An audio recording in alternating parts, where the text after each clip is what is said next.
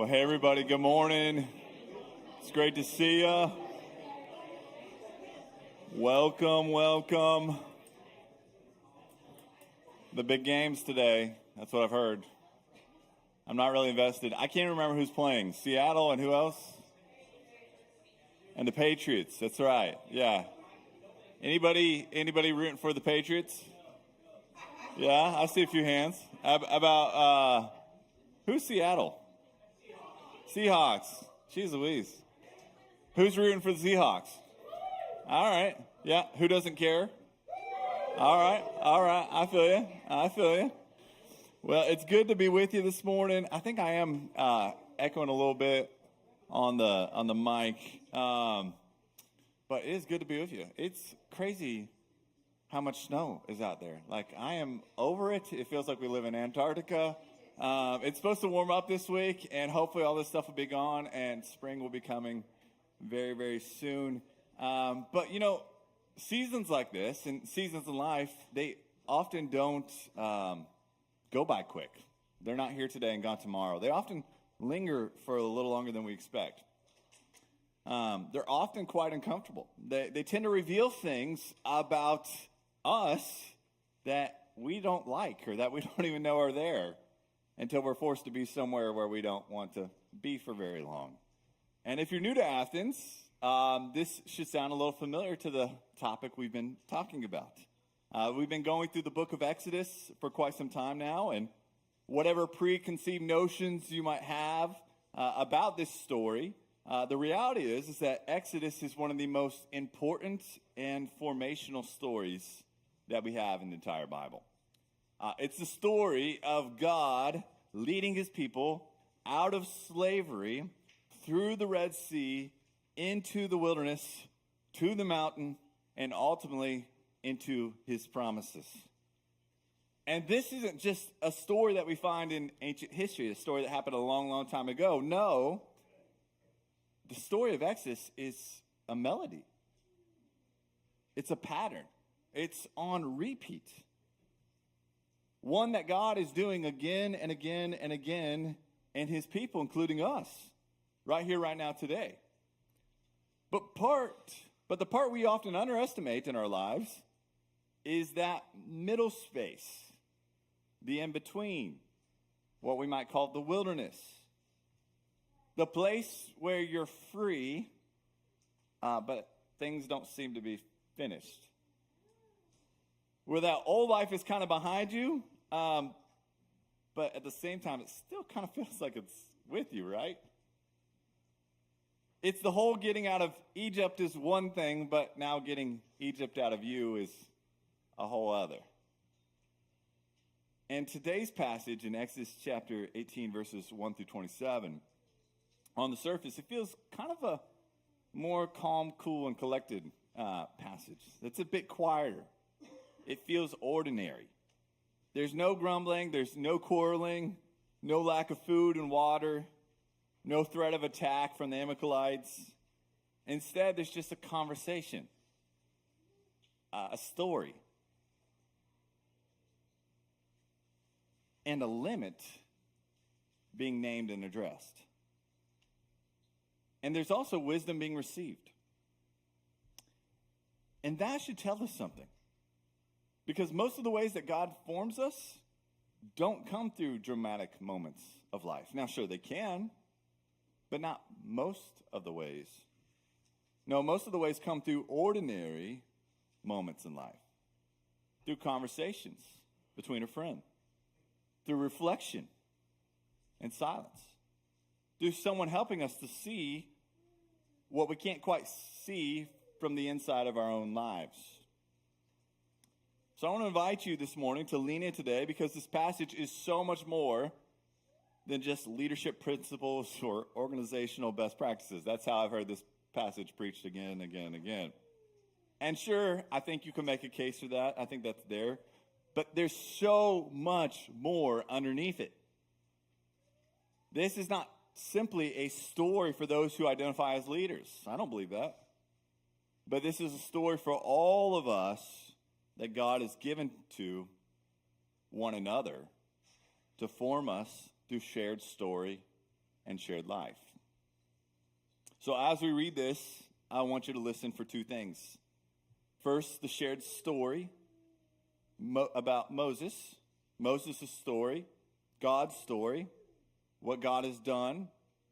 And second, the shared life that grows out of that story.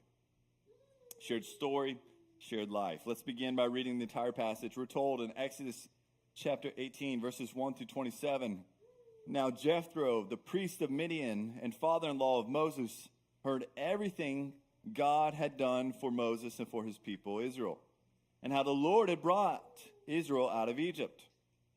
After Moses had sent away his wife Zipporah, his father-in-law Jethro received her and her two sons. One son was named Gershom." If you're looking for any baby names coming up, that might be one to choose. I know we have a number of people who are pregnant right now. Just keep them in mind. For Moses said, "I have become a foreigner in a foreign land." And the other name was Eliezer, for he said, "My father's God was my helper. He saved me from the sword of Pharaoh." Jethro, Moses' father-in-law, together with Moses' sons and wife, came to him in the wilderness, where he was camped near the mountain of God. Jethro had sent word to him, "I, your father-in-law, Jethro, am coming to you with your wife and her two sons." So Moses went out to meet his father-in-law and bowed down and kissed him. They greeted each other and then went into the tent. Moses told his father-in-law about everything the Lord had done to Pharaoh and to the Egyptians for Israel's sake, and about all the hardships they had met along the way, and how the Lord had saved them. Jethro was delighted to hear about all the good things that the Lord had done for Israel and rescuing them from the hand of the Egyptians. He said, "Praise be to the Lord who rescued you from the hand of the Egyptians and of Pharaoh, and who rescued the people from the hand of the Egyptians. Now I know that the Lord is greater than all the other gods, for he did this to those who had treated Israel arrogantly." Then Jethro, Moses' father-in-law, brought a burnt offering and sacrifices to God. And Aaron came with all the elders of Israel to eat a meal with Moses' father-in-law in the presence of God. The next day Moses took his seat to serve as judge for the people, and they stood around him from morning till evening. When his father-in-law saw all that Moses was doing for the people, he said, "What is this you are doing for the people? Why do you alone sit as judge while all these people stand around you all morning until evening?" Moses answered him, "Because the people came to me to seek God's will. Whenever they have a dispute, it is brought to me, and I decide between the parties and inform them of God's decrees and instructions." Moses' father-in-law replied, "What you're doing, it's not good. You and these people who come to you will only wear yourselves out. The work is too heavy for you. You cannot handle it alone. Listen now to me, and I will give you some advice, and may God be with you. You must be the people's representative before God and bring their disputes to him, teaching them his decrees and instructions, and show them the way they are to live and how they are to behave. But select capable men from all the people, men who fear God, trustworthy men who hate dishonest gain, and appoint them as officials over thousands, hundreds, fifties, and tens. Have them serve as judges for the people at all times. But have them bring every difficult case to you. The simple cases they can decide amongst themselves. That will make your load lighter, because they will share it with you. If you do this, and God so commands, you will be able to stand the strain, and all these people will go home satisfied." Moses listened to his father-in-law and did everything he said. He chose capable men from all of Israel and made them leaders of the people, officials over thousands, hundreds, fifties, and tens. They served as judges for the people at all times. The difficult cases they brought to Moses, but the simple ones they decided themselves. Then Moses sent his father-in-law on his way, and Jethro returned to his own country. And this is the word of the Lord. Father, we thank you for your word. We ask for your Spirit's help in this passage. This passage was written by you, recorded by you, and now we need ears to hear and eyes to see it from you as well. It's in Jesus' name we pray. Amen.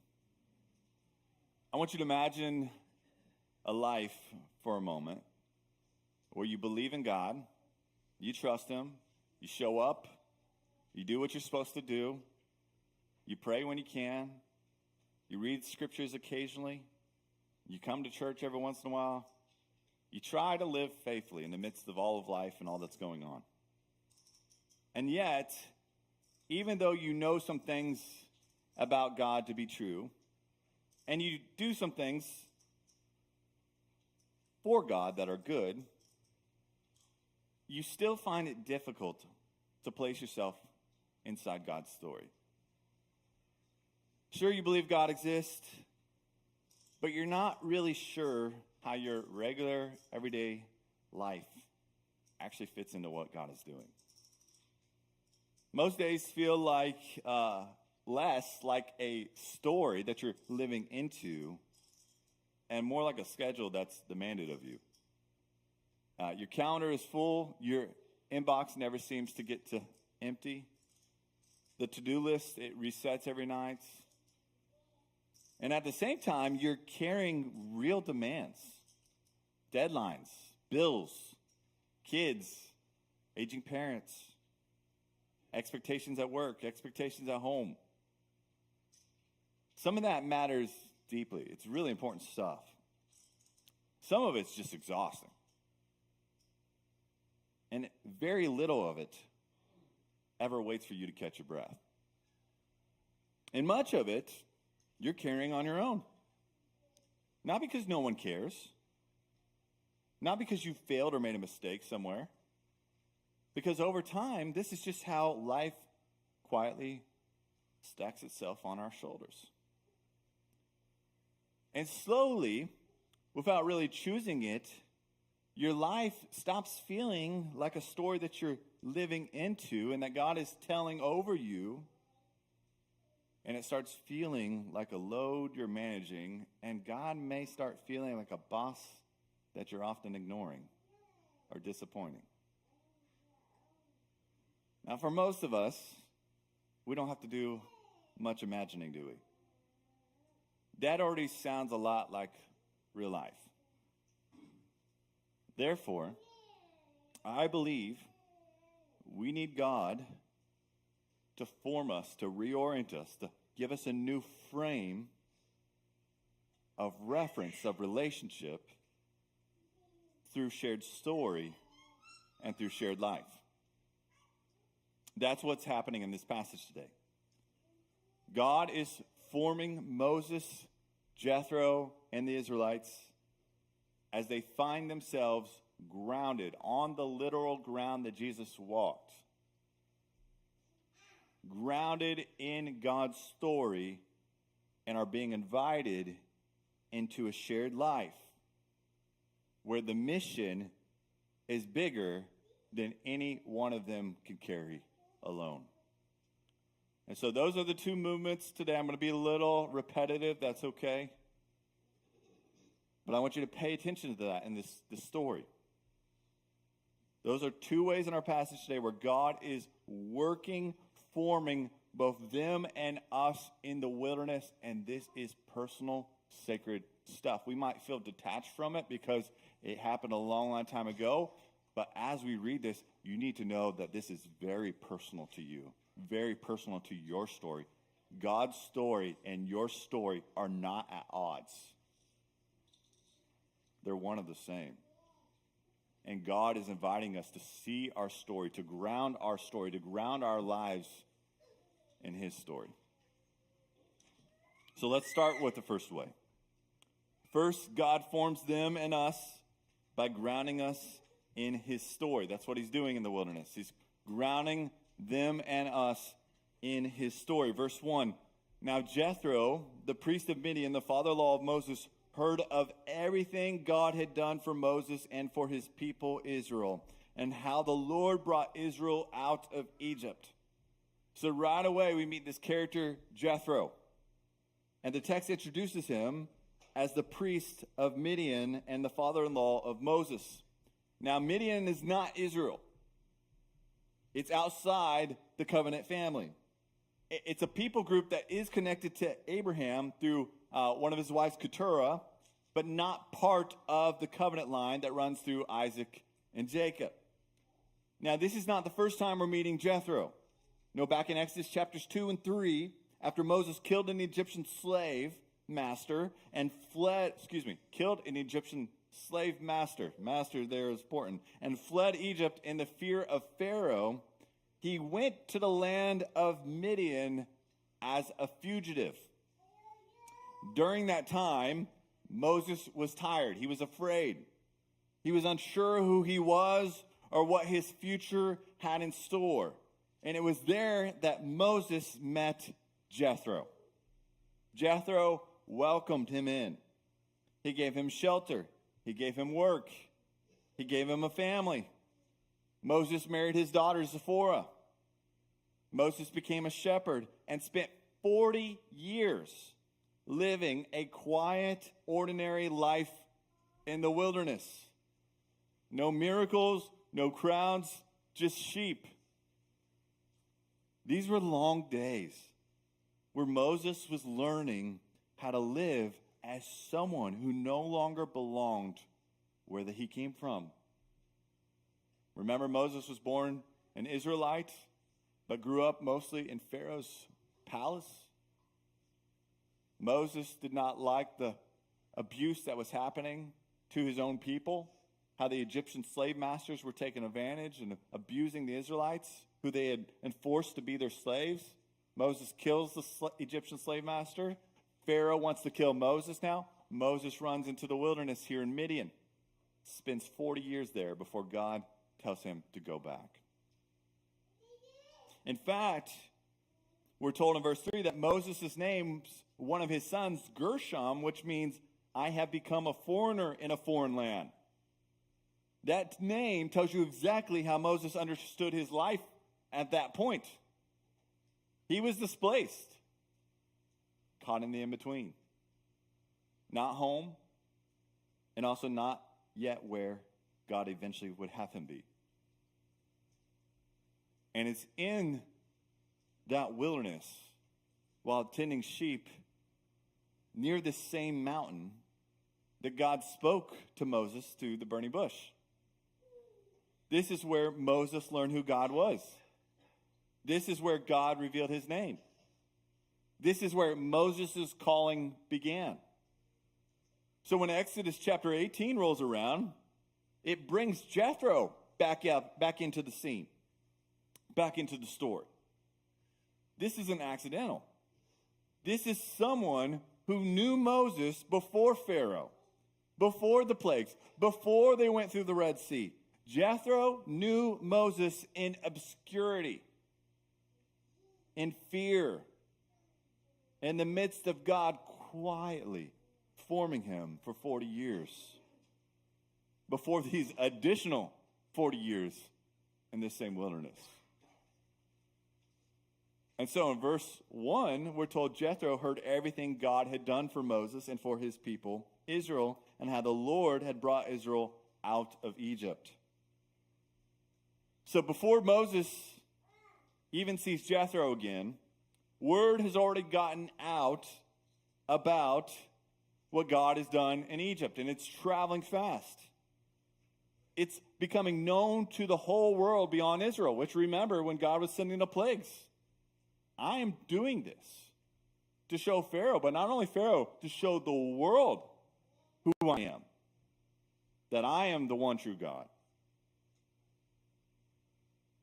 Now, this idea of the whole world becoming known beyond Israel of who God is and God's ways should sound familiar.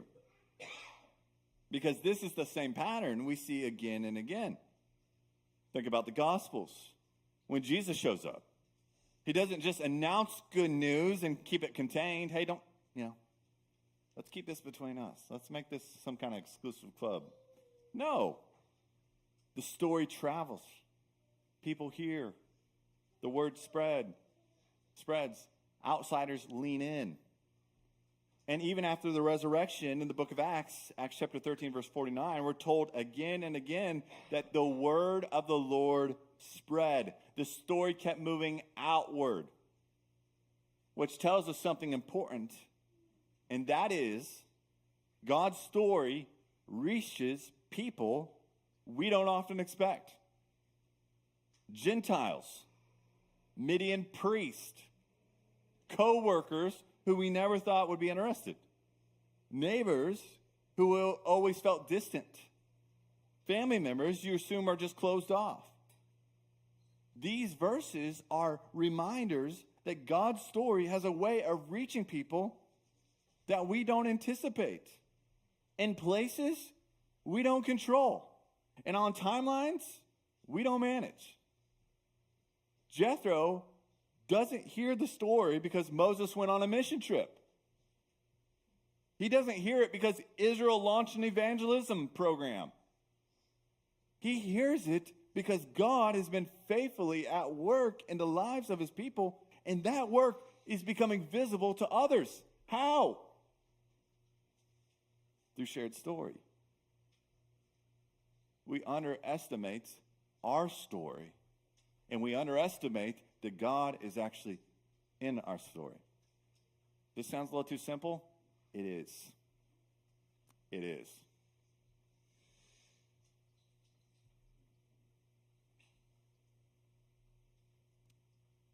That should be both humbling and hopeful.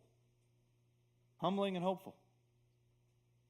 Because it reminds us that we're not manufacturing any of this. We're not trying to make this look pretty. We're not trying to make Jesus look cool. It's either real or it isn't.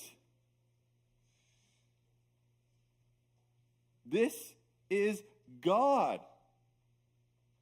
the author and perfecter of life and salvation, communicating who he is through all that is good, beautiful, and true. This is a work that God is doing in us and through us. It's humbling. We're not manufacturing it. We're not putting it together. We're not trying to control it or seize it. No. It's a humbling receiving, a humbling beholding, a humbling experiencing. But it's also hopeful because God is inviting us to participate, to share the story, our story, his story. And as we do, we might find out that God may already be at work in the lives of the people we've stopped expecting him to. We're told in verse 5 that Jethro, Moses' father-in-law, together with Moses' son and wife, came to him in the wilderness, where he was camped near the mountain of God. See, we're getting a picture into how personal Moses' story. Imagine being Moses. Imagine living your life and everything that's happening, you're seeing the connections that God is doing. And it's taken me a long time to begin to see some of those connections. But here they are. Jethro's, Moses' father-in-law, together with Moses' son and wife, came to him in the wilderness where he was camped near the mountain of God. So this is a little bit of a family reunion. Some scholars speculate when and why Moses may have sent his wife Zipporah and his sons away to Jethro in the first place. It may have been for their safety as Moses returned to confront Pharaoh. It may have been because the mission in Egypt may have been too dangerous or unpredictable. Or it may have been just simply practical, knowing there was a long road out of Egypt. We don't know. We can only speculate. It's fine to speculate. We just don't know.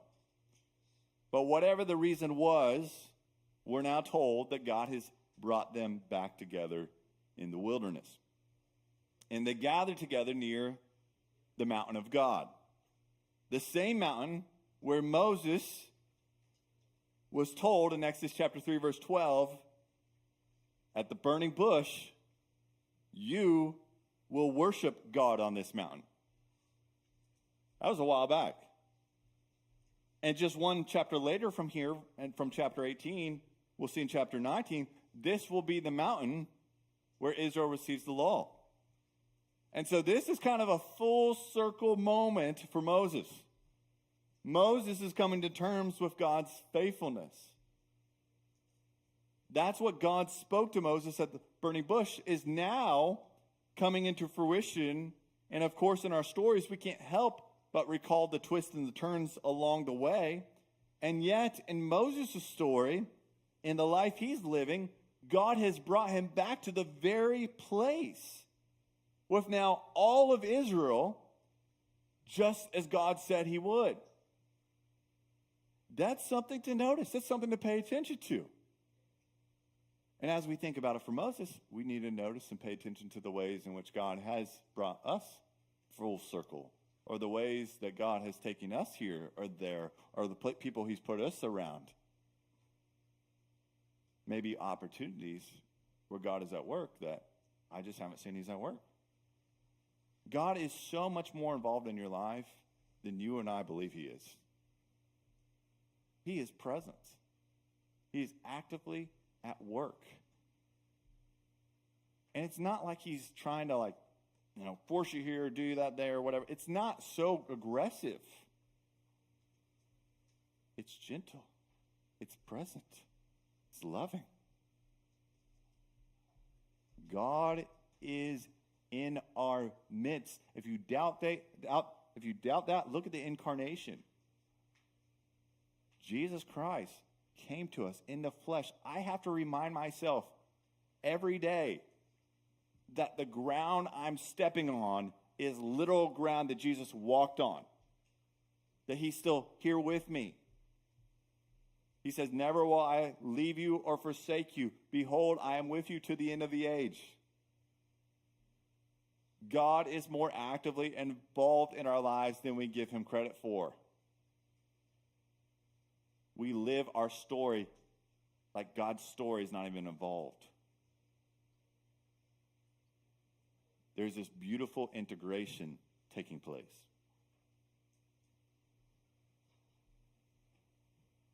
And it's important to notice them. I'm not talking about a highlight reel. I'm talking about a whole life reel. It's important to notice the hand of God, the beauty of God, the goodness of God, the truthfulness of God in our lives. And it's not just matter or moments that feel dramatic. It's sitting down on a park bench and watching the birds and saying, well, if he cares for the birds, if he provides for the birds, then maybe he cares for me. Maybe he's providing for me. Oh, here I am eating lunch again. What? How'd that happen? Oh, I guess it's God once again providing for my daily needs. Oh, I woke up again and the sun is rising. How'd that happen? I don't remember anyone saying they're going to cause the sun to rise today. You see, there's this story that we're living in that's bigger than what we can control, that's bigger than what we can manufacture, that's bigger than what we can do, and yet we're being invited to participate in this story, to experience a real relationship of God in the midst of all that is good, beautiful, and true.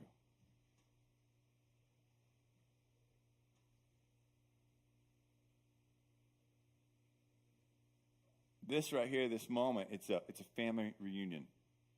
It's very normal. I don't know what you guys think about your family reunions. I don't know if you look forward to those or not. This is not a mountaintop experience that we'll see in the next chapter. This is a family reunion. It's a conversation. It's a way of remembering how God has been faithful. And it's happening in a place that's already filled with meaning for him. I'm not talking about just a handful of moments in your life. I'm talking about every moment of your life beginning to see God in those moments. It's not something that you even have to force or fix or make happen. It's just something to be, curious. It's something to consider, something to think through. What might God be doing here? What might God be inviting me to?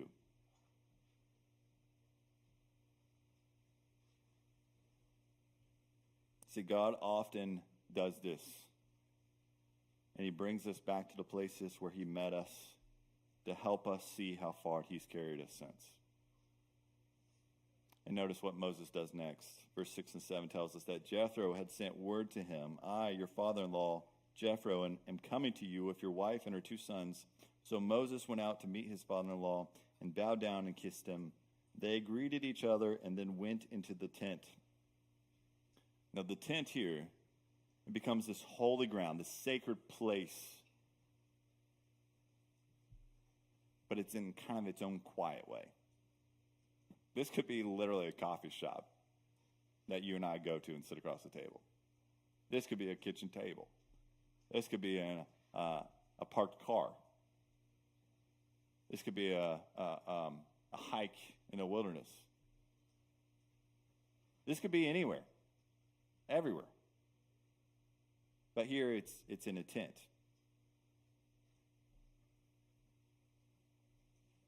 Oftentimes we overlook the places where God truly might be forming us.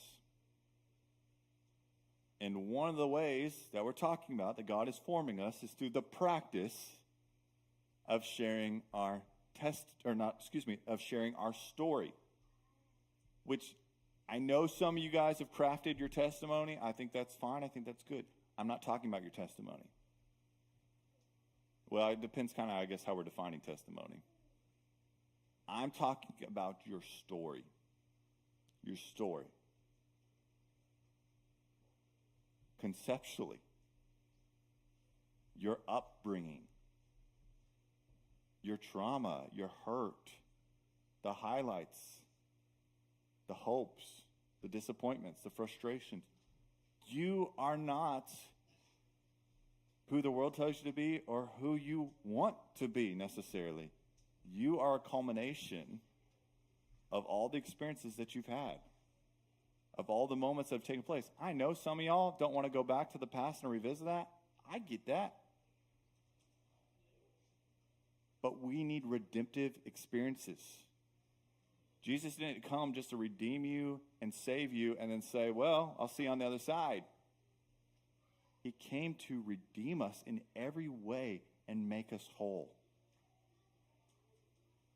And so we need to go back and we need to do some work.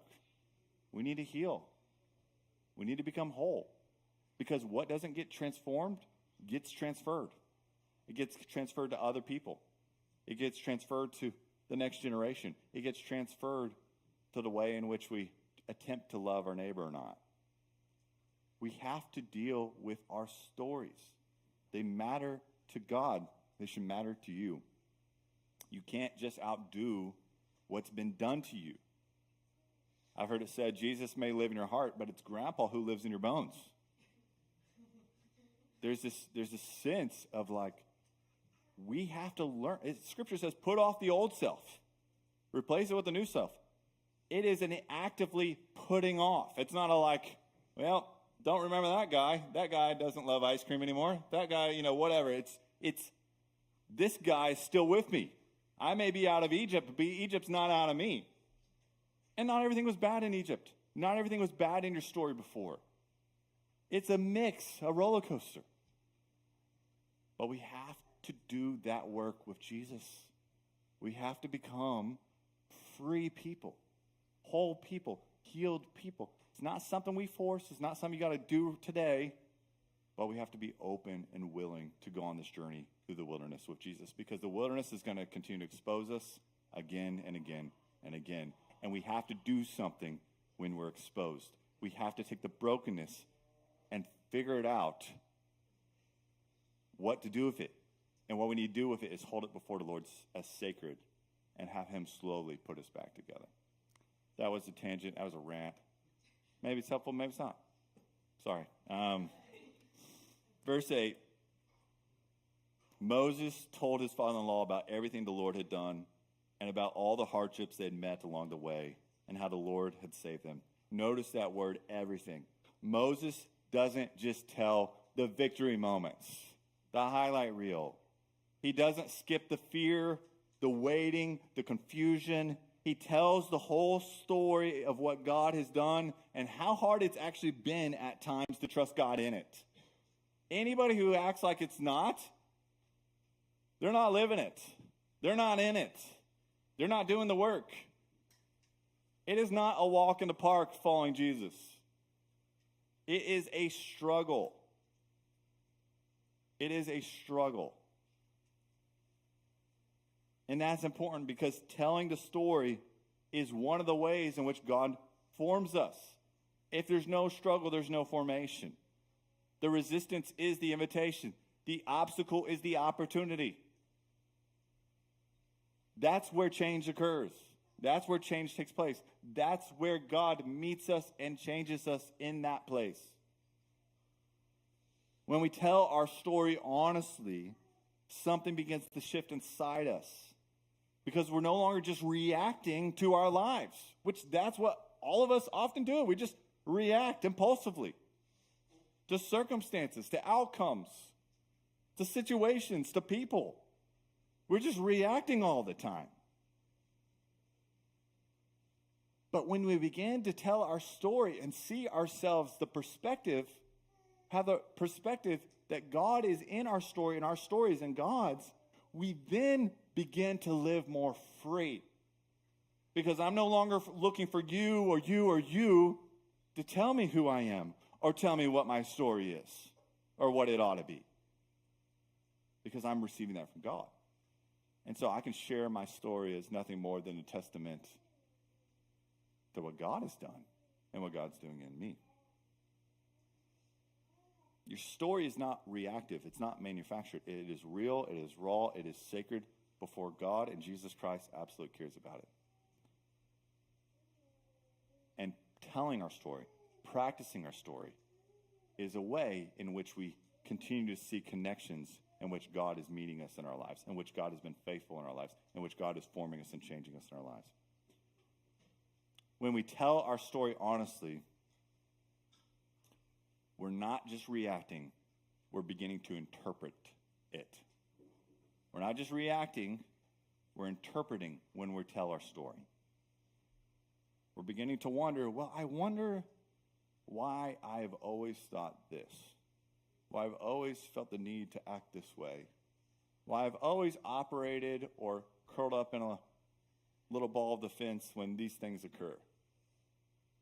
Those things that just happen. You are not just the only person in the world that's messed up or wrong or, unique here. We all have reasons for how and why we've reacted and why we still react the way we do. And that is important to bring those before God and to notice those. Not fix those, but hold those before God in our story. We begin to see patterns we couldn't see while we were living them. We begin to notice grace that we may have missed in the moments. Well, man, that moment where Egypt was coming after us and we were confronted in that Red Sea, man, that was crazy. We almost died. That was traumatic. But let's not miss the grace that God parted the Red Sea, that he brought us through down a path that was impossible, that we didn't think could happen. You see, we began to recognize that God has been more present in our lives than we realized at that time. Telling the story helps us to move from this is just what happened to me to this is how God has been faithful to me. This is how God has been there for me, even in the midst of our most deepest hurts and unimaginable pain, our most significant losses. And sometimes we don't even know what we believe about our lives until we try to say it out loud. We don't even know what we believe about our lives until we try to say it out loud. It's vulnerable. It's hard. I get it. It's sacred. But we need to practice it. We need to practice sharing our story. And Moses is doing this. He isn't just telling Jethro what God has done, but Moses is reminding himself. He's reinterpreting the story for himself. You see, this act of storytelling is part of Moses being formed, and it is part of how God forms us today. But it doesn't stop there. Because when Moses tells this story, Jethro doesn't just politely listen in verse 9.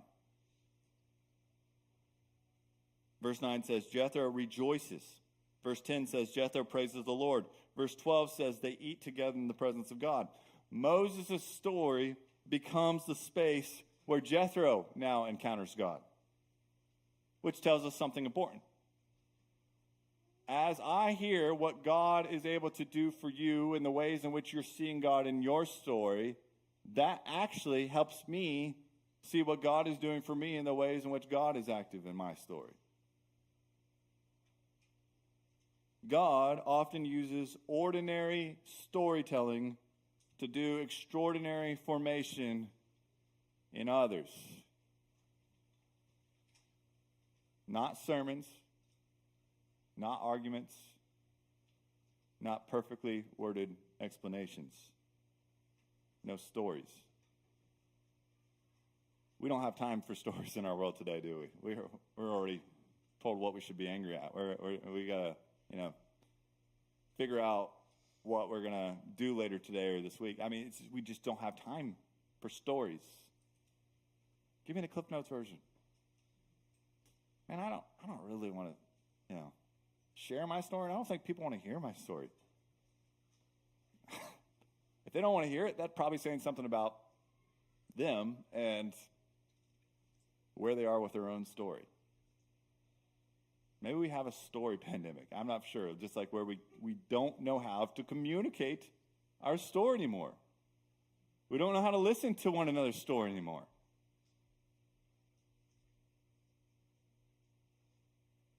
But if we do, Jethro in this passage, he's considered this person who is wise, who's been searching for truth and has found it. And Jethro is kind of this sage, this person who hears someone's story, hears Moses' story, and is able to see God in this story. In the wilderness seasons of our life,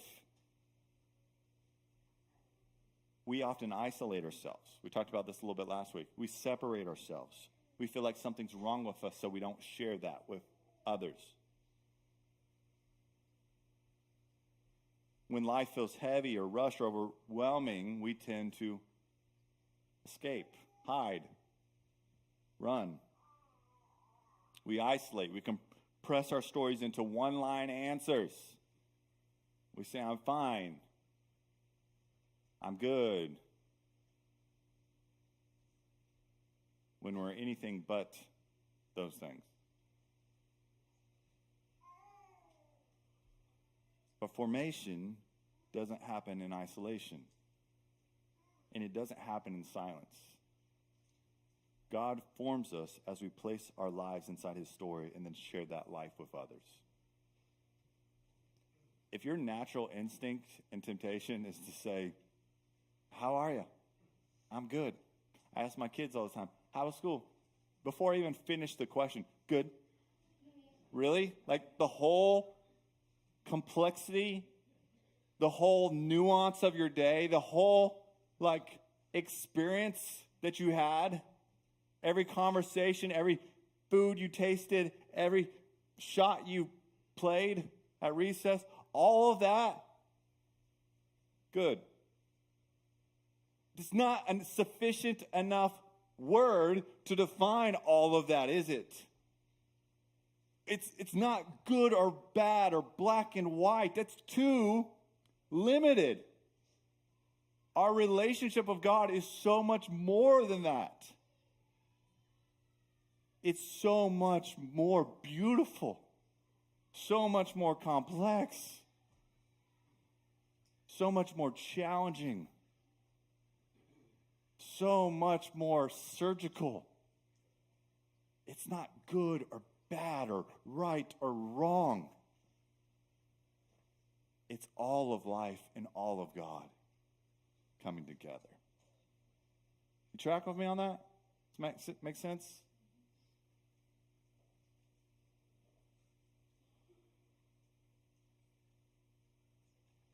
So maybe the invitation for us today is simple.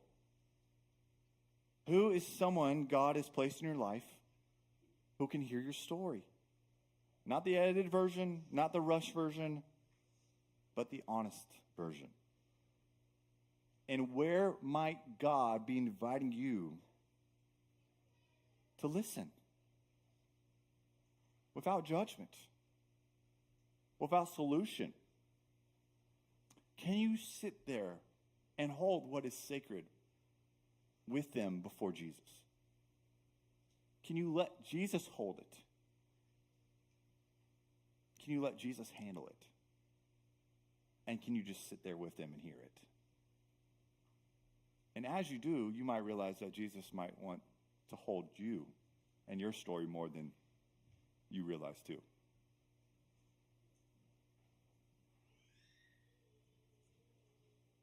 When we tell our story, God uses it to form us, and God uses it to form others. Right after Moses tells the story, something important happens. The text doesn't say Moses just gives Jethro advice immediately. No. First, they rejoice, they worship, they eat together in the presence of God. I think those good things to do. Story, therefore, leads to shared life. And so before there's any delegation, we'll get to there in a second, before there's any structure, once again, here in a minute, before there's wisdom offered, you know what you should do, Moses? No, there's simply relationship. This is important because wisdom in Scripture almost never travels through systems first. It travels through shared life. Shared life. Moses tells the story. Jethro listens to the story. They share a meal. And then Jethro sees something Moses can't see on his own. Story creates trust. Trust creates openness. And openness makes shared life possible. Which brings us to the second movement to pay attention to in this chapter. And that is God forms us through shared life. God forms us through shared life. We're told in verse 13, the next day Moses took his seat to serve as judge for the people, and they stood around him from morning till evening. Now this is where the passage turns. Because Moses is doing something good. It's not bad. It's good. He's caring. He's listening. He's helping people discern God's will. But he's also carrying too much alone. And Moses doesn't realize it. It takes someone who knows him, who loves him, who has heard his story, who understands Moses' ways, how he operates, who shares life with him, who's in the trenches together, to say, Moses, you cannot do this by yourself. Jethro says to Moses in verse 17, what you are doing is not good. That's not an attack. That one is not an attack. I'm sure there are conversations in your life where you could say, I'm pretty sure that was an attack. It may have been. But someone who's truly hearing your story, someone who's really loving and holding what is sacred before God, those people, I'm not saying everyone. I'm not saying everyone should have an invitation into your soul. But those who do know you and who you are becoming, and who love you and who are wise should be able to speak into your life and say to you, and I just feel like the load's too heavy for you. You know, you shouldn't be handling this alone. This isn't fair to you. This isn't something that you should be doing. And this is one of the most honest truths in the wilderness. Because faithfulness, it doesn't mean self-sufficiency. We often read this passage as a leadership or organizational text, but this isn't about efficiency or productivity. It's about how God frees people from carrying what they were never meant to carry alone. So God is forming Moses out of the illusion that he alone must carry the weight. God is forming Israel into a people who share responsibility for one another. God is forming a community where care is distributed, not centralized. Delegation here is therefore not Moses doing less. It's about the people becoming more. Jethro's advice doesn't remove Moses from the work, but it places Moses within a shared life where the work belongs to the whole community. And that is deeply biblical. Because from the very beginning, God says it's not good for man to be alone. Not just in marriage, but in vocation, and calling, in leadership, in faith on this journey together through the wilderness. Here's the connection we don't want to miss. Moses can receive this wisdom because he first told his story. The story creates trust. Trust creates openness, and openness creates a space where others can speak into our lives because we know them and they know us. And they're holding what is sacred to God with us. If Moses had kept everything to himself, if he had stayed guarded, if he'd stayed in performance mode, this moment never would have happened. I'm sure of it. But because Moses shares life with Jethro, Jethro can say, you know what, Moses, this is just too much. You don't have to carry it alone. God has more for you and more for these people. And that's how formation often works. God uses people close enough to see our blind spots, loving enough to speak honestly, and wise enough to point us back to God who's working in all of us. And I wonder just how many of us are actually standing in Moses' place today, doing good things in life, trying to be faithful, caring deeply, but caring more than we were ever meant to carry alone. And maybe today the invitation isn't to try harder or run faster or jump higher. No. Maybe it's to let someone into your story and to hold what is sacred before or with you before God. What if that story, that shared story, became shared life that reshaped how we carried the load? Because God doesn't just form us through our own personal devotion by ourselves all the time. No, he forms us through community, through meals, through conversations, through someone noticing what we can't see from the inside of our own lives. And when we allow that kind of shared life, delegation stops feeling like failure and starts feeling like freedom. And if you're wondering whether this pattern is just an Old Testament leadership lesson or not, the answer is no. This is exactly how Jesus forms people too. Because when Jesus shows up, he doesn't just preach sermons and move on. No, he invites people into his life. Think about the way Jesus calls the disciples. He doesn't hand them a job description. He says, hey, come and follow me. Share life with me. I want to know who you are. I want you to know who I am. Which means they walk with him. They eat with him. They hear stories. They ask questions. They watch how he prays. They see how he handles pressure, crowds, conflicts, and exhaustion. Jesus forms people through shared life. And just like Moses, Jesus tells a story of what God is doing. He doesn't just give instructions.